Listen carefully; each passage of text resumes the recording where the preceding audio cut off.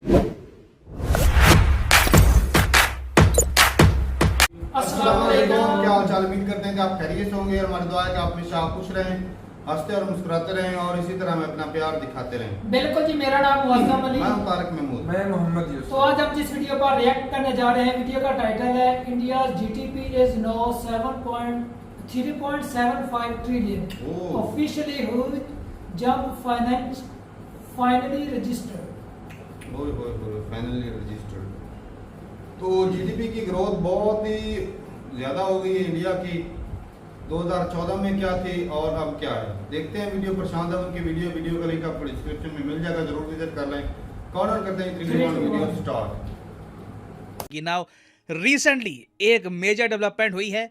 India की जो GDP है ये अब 3.75 ट्रिलियन डॉलर्स हो चुकी है। ये बात अब ऑफिशियल कर दी है हमारी फाइनेंस मिनिस्टर ने। यहाँ पर आप देख पाओगे India GDP is now 3.75 trillion dollars. Now ये जो स्टेटमेंट है ना, ये देना इम्पॉर्टेंट इसलिए था। पहली बात तो देखिए, सरकार आज के समय देश को ये बता रही है कि जी 2014 में देश की जो इकोनॉमी नॉमिनल टर्म्स में अगर हम बात करें 2 ट्रिलियन थी, अब 9 साल बाद ये 3.75 ट्रिलियन हो चुकी है और दुनिया के बाकी कंट्री से कंपेयर किया गया है कि इंडिया कितना आगे आ चुका है। नाउ इसके अलावा आप अगर देखो तो ये स्टेटमेंट इंपॉर्टेंट इसलिए भी है क्योंकि रिसेंटली ही 2023 फाइनेंशियल ईयर में भारत की कितनी ग्रोथ रेट रही थी इसका डेटा सामने आया और हमारी ग्रोथ रेट थी 7.2%। और उस वक्त आपको याद होगा बहुत से आर्टिकल्स पब्लिश किए गए थे जहां पर यह लिखा था कि इंडिया की इकोनॉमी अब 3.3 ट्रिलियन के आसपास है। कई लोगों ने सर खुजाया कि इतनी मेहनत करने के बाद भी बस यहीं पर पहुंचे, 3.75 ट्रिलियन कहां पर है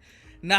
फनी बात यह है कि सारे आर्टिकल्स में, इंडिया के जो आर्टिकल्स थे वहां पर तो 3.3 ट्रिलियन दिख रहा था, मगर आईएमएफ ऑलरेडी अपने एस्टिमेट्स अपडेट करके बैठ गया था। आईएमएफ के हिसाब से इंडिया की जो इकोनॉमी है ये 3.73 ट्रिलियन पहुंच गई थी। इन्होंने ये बात अपडेट कर दी थी वेरियस एनसाइक्लोपीडियाज में और यहाँ पर आप देख पाओगे इसका डेटा आपको दिख जाएगा। बट अब इंडिया की फाइनेंस मिनिस्टर ने ये बात क्लियर कर दी है कि प्रॉपर डेटा आप अगर देखोगे तो उसके हिसाब से हम 3.75 ट्रिलियन डॉलर्स तक पहुंच चुके हैं। और ये देखो आंकड़ा भारत की इकोनॉमी के लिए, भारत के भविष्य के लिए भी बहुत ही ज़्यादा इंपॉर्टेंट है। बताऊंगा आपको कि क्या इंडिया को फ़ायदा मिलता है इस अपडेटेड डेटा का, कहां पर इसका इंपैक्ट होगा, बहुत कुछ आपको जानने को मिलेगा। A lot to know, a lot to discuss as always. मगर आगे बढ़ने से पहले आपसे एक क्वेश्चन पूछूंगा। क्वेश्चन यहाँ पर यह है कि जी साल 2023 में, इस साल में भारत प्लान कर रहा है एक बहुत ही इंपॉर्टेंट स्पेस मिशन लॉन्च करने का। आपको बताना है कि ये कौन सा मिशन होने वाला है। इंडिया का खुद का स्पेस स्टेशन, चंद्रयान 3, मंगलयान 2 या फिर शुक्रयान 1 2023 में क्या लॉन्च होने वाला है, लिखिएगा कमेंट सेक्शन में। सही आंसर मैं आपको दूंगा वीडियो के एंड में। अच्छा जी, सबसे पहले ना आप में से कुछ लोगों की मैं कहूँगा एक शिकायत रहेगी यहाँ पर, और होनी भी चाहिए, कि जीडीपी बढ़ रही है, नंबर्स बढ़ रहे हैं, मगर जॉब्स और चाहिए, अच्छी जॉब्स चाहिए। एक बार को मार्केट में आप जाओगे कहीं पर नौकरी मिल जाएगी, मगर एक ऐसी जॉब जिससे आदमी धीरे धीरे पैसा इकट्ठा कर पाए, कल को मकान लेने का जो उसका सपना है वो पूरा हो पाए, अपनी फैमिली को वो और सपोर्ट कर पाए। ऐसी जॉब्स कब आएंगी? तो इसका आंसर थोड़ा सा कठिन है। देखिए, अभी आरबीआई ने ये कहा है कि 2024 का जो फाइनेंशियल ईयर रहने वाला है, जो अभी चल रहा है, इसमें पूरे साल में हम मोस्ट प्रॉब्ली ग्रो कर पाएंगे 6.5% के आसपास। ये आरबीआई की प्रोजेक्शन है। तो मतलब कि थोड़ा सा और इस आंकड़े में आप इजाफा देखोगे, जर्मनी के हम और ज़रा करीब आ जाएंगे, या फिर कोई बड़ी बात नहीं है, जर्मनी अगर थोड़ा सा और गिर गया तो जर्मनी को हम ओवरटेक भी कर देंगे। बट प्रॉब्लम नौकरियों की ये रहने वाली है कि सिंस इंडिया की पॉपुलेशन इतनी ज़्यादा बड़ी है और आप अगर इंडिया की ग्रोथ रेट पिछले 10 सालों में देखो तो ऑन एन एवरेज ना 6-7% के आसपास हम ग्रो किए हैं।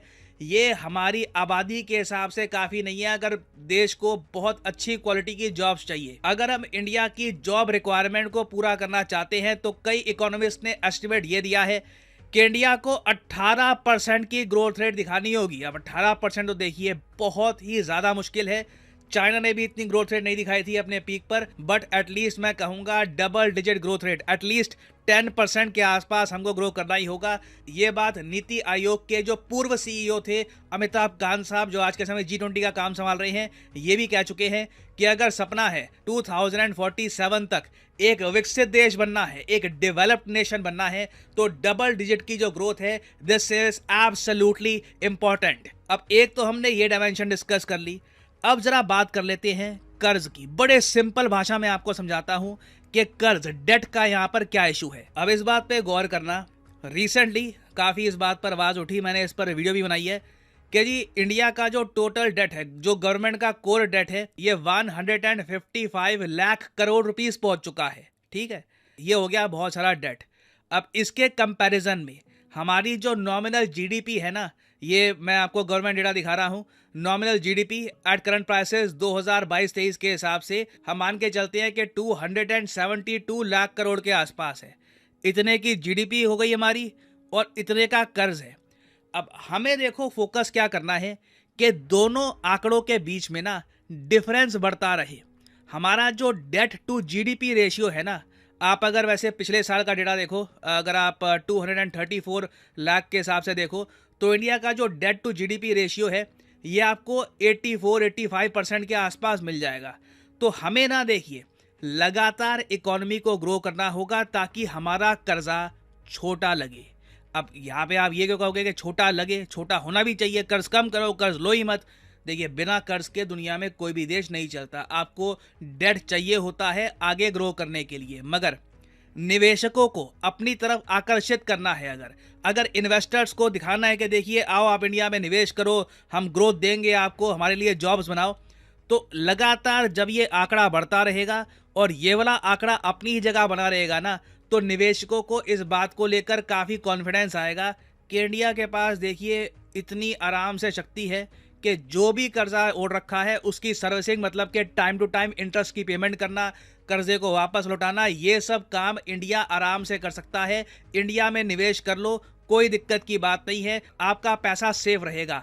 तो ये देखिए, जैसे जैसे ना हमारी इकोनॉमी आगे बढ़ रही है, अब 3.75 ट्रिलियन से आप देखोगे इंडिया का डेट टू जीडीपी रेशियो थोड़ा सा और कंफर्टेबल हो जाएगा। अभी इस पर बाद में एक अपडेटेड डेटा रिलीज होगा, तो थोड़ा सा और कंफर्टेबल हो जाएगा। इससे आप देखोगे भारत में निवेश और आएगा। और अभी के लिए ना 3-4 साल के लिए मेरे हिसाब से फोकस इंडिया का ये होना चाहिए, कर्जा बिल्कुल मत बढ़ाओ, जीडीपी बढ़ाते रहो। फिर एक टाइम पे आकर ना, जब हमारी क्रेडिट रेटिंग अच्छी हो जाएगी, जब हमको और ज़्यादा कम इंटरेस्ट रेट पर कर्जा मिल रहा होगा, तब हम और लोन उठा सकते हैं, ताकि देश में इंफ्रास्ट्रक्चर पे, डिफेंस पे, एजुकेशन पे और जगह हम खर्च कर पाएं। और अगर आप ये सोच रहे हैं कि क्या ये इतना बड़ा इशू है कि दुनिया इस पर गौर करे, बिल्कुल गौर कर रही है। मूडीज के बारे में आपको पता होगा, ये है एक क्रेडिट रेटिंग एजेंसी। ये बेसिकली क्या करता है, मूडीज एक कंपनी का बता देता है कि इस कंट्री को या इस कंपनी को कितना उधार मिलना चाहिए, इसकी कैपेसिटी के हिसाब से। मूडीज ने भी हाल ही में अपनी रिपोर्ट में ना थोड़ा सा एक चिंता दिखाई है इस इशू को लेकर कि जी इंडिया का जो डेट है ना, कर्जा है, सरकारी कर्जा थोड़ा सा हाई हो चुका है। तो मूडीज की जो ये चिंताएं हैं, इनको अगर आपको दूर रखना है, निवेशकों को और कॉन्फिडेंस देना है, उसका सबसे आसान तरीका है कीप ग्रोइंग फास्ट। इकोनॉमी लगातार ग्रो करते रहो, सिंपल एक ही मंत्र है इंडिया का। और अगर आप ये पूछ रहे हैं कि देखिए इंडिया ग्रो कैसे करेगा और हम ग्रो कैसे कर सकते हैं, देखिए इसका एक बड़ा सिंपल आंसर ये है, इंपोर्ट और ज़रा कम करो, एक्सपोर्ट्स और ज़रा बढ़ाओ।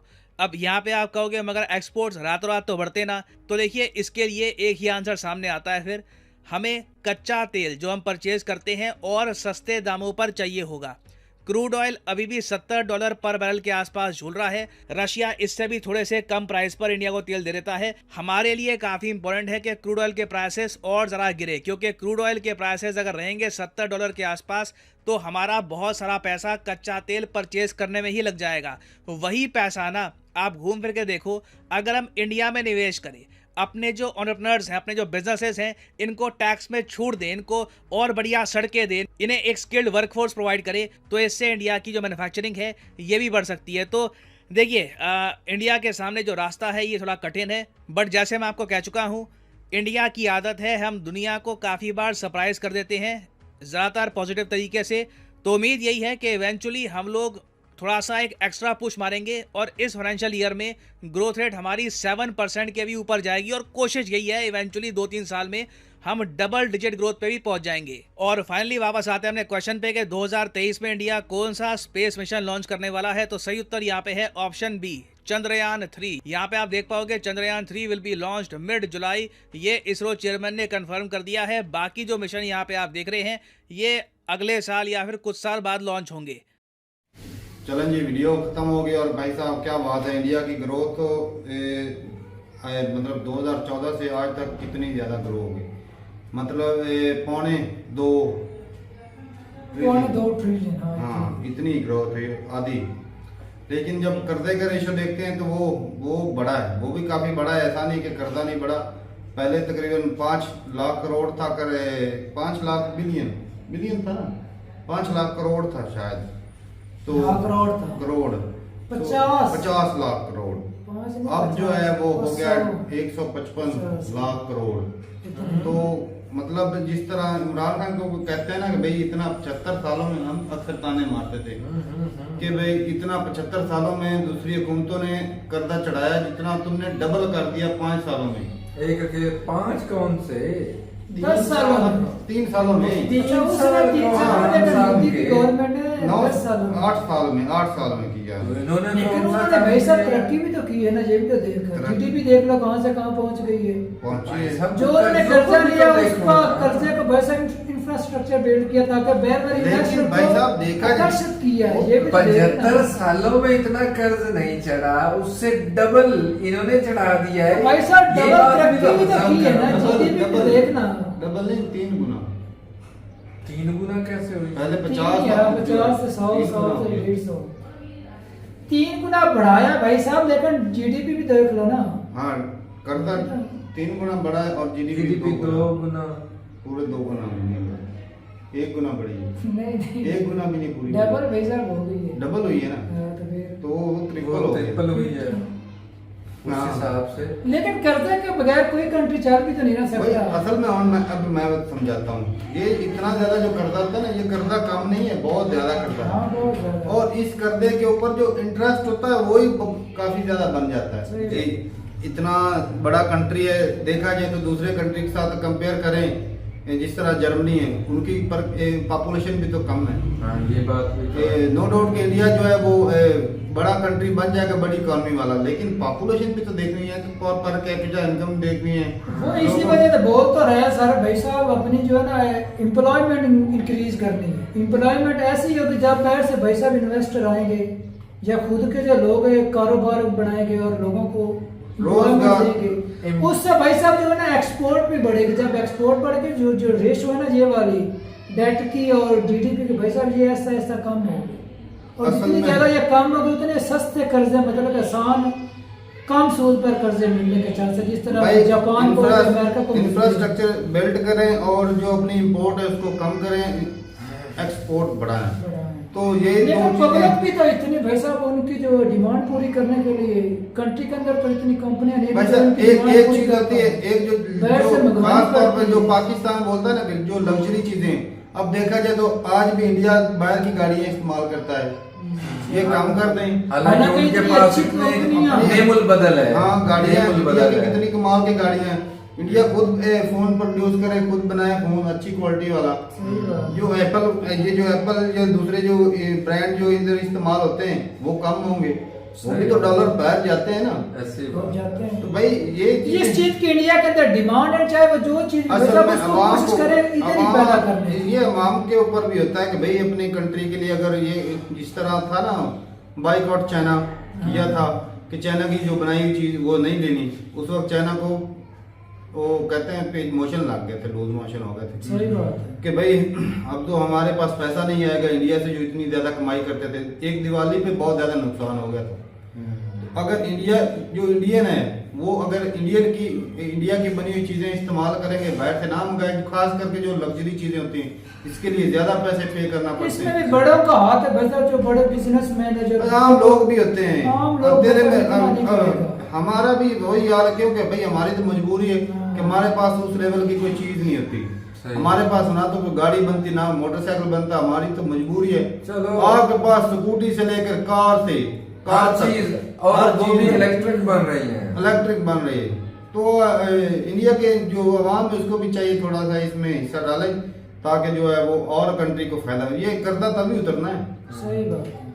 तो अच्छा लगा देख के भाई साहब ग्रो हुआ है और ये ग्रोथ ऐसे ही होती रहे, डबल। हमारी दुआ है। हाँ बिल्कुल भाई। लेकिन इतनी इसको जब ज्यादा- भी नजर लगेगी वो ये कश्मीर के मुद्दे से ही लगेगी। नहीं नजर कश्मीर लगनी नहीं, के लिए सब में आवाजें- अमेरिका भी नहीं आवाजें- चाहता, आवाजें अमेरिका उठ रही भी हैं नहीं ना। चाहता। वो आवाजें सर उठ रही बोल रहे थे हैं। अगर कच्चा तेल सस्ते इंडियंस दाम में कह रहे हैं ना मिलेगा। हमें पाकिस्तान वाला कश्मीर चाहिए, तो हाँ। नजर जब लगनी है ना इस मुद्दे से, इस इशू से लगनी है, नहीं, तो तरक्की वही रुकेगी। था, वो- अगर इससे बचे रहे तो तरक्की इनकी होती रहे। तो वो वोट बैंक इकट्ठा करने के लिए होता है, वो जंग के नजदीक नहीं जाएंगे। नहीं उनका आएंगे। मकसद है इकोनॉमी को बूस्ट देना। ये इंडिया वही की तो मैं policy कह है, रहा हूं वो ना। तभी तो क्वाड के साथ मीटिंग कर रहे, G20 कर रहे। क्यों? हमारे पास इन्वेस्ट करो, बिजनेस करो, हमको पैसा दो। वो ये पॉलिसी चला रहे हैं। वो ये नहीं कर रहे कि भाई हम तगड़े हो, जंग लड़नी है, ये करना, वो नहीं। अगर जंग लड़नी है तो नेटो को मेंबर बन जाते हैं, फिर सही बात है। नहीं बने भाई वो, क्योंकि जंग चाहता ही नहीं इंडिया। वो तो ग्रो करना चाहता है, अपनी इकोनॉमी को बूस्ट देना चाहता है। इंडिया भाई साहब यही हर तरक्की कंट्री कर से रहा अपना है। फायदा ले रहा, किसी हाँ। का खुन्नस नहीं दिखा रहा, किसी को लड़ाई झगड़े पर उकसा नहीं रहा। इसी वजह से ग्रोथ भी तो बढ़ रही है। अगर वही क्या- इंटरनेशनल जो सतह पर उसकी देख लो आप, आने वाले सालों में- झगड़ों में जब भी जो ही पड़ेंगे ना फिर ऐसी ग्रोथ नहीं होगी। नहीं करेगी भी एक नहीं। और ना बात है। इंडिया करेगा ना ही पाकिस्तान करेगा, रशिया- चाइना भी नहीं करेगा। रशिया यूक्रेन के वार से सिर्फ और सिर्फ फायदा उठाया तो इंडिया ने उठाया। हाँ ये हाँ। बात है। पूरी दुनिया से, दुनिया की इकोनॉमी पूरी गिरी दुनिया है। से सिर्फ वो एक- यूरोप रिसेशन में चला गया, अमेरिका रिसेशन में जा रहा है, और इंडिया ग्रो कर रहा है। ऐसी तो बात ठीक है भाई, अपनी राय जरूर बताइएगा कमेंट सेक्शन में। और ये कर दे कि जो हर साल किस्तें देनी होती है ना, ये जो इंटरेस्ट देना होता है यही बहुत ज्यादा होता है, और ये बहुत मुश्किल हो जाता है गवर्नमेंट के लिए। तो ठीक है भाई, अपनी राय जरूर बताइएगा कमेंट सेक्शन में। मिलते नहीं वीडियो के साथ, तब तक के लिए इजाजत दें। अल्लाह हाफिज।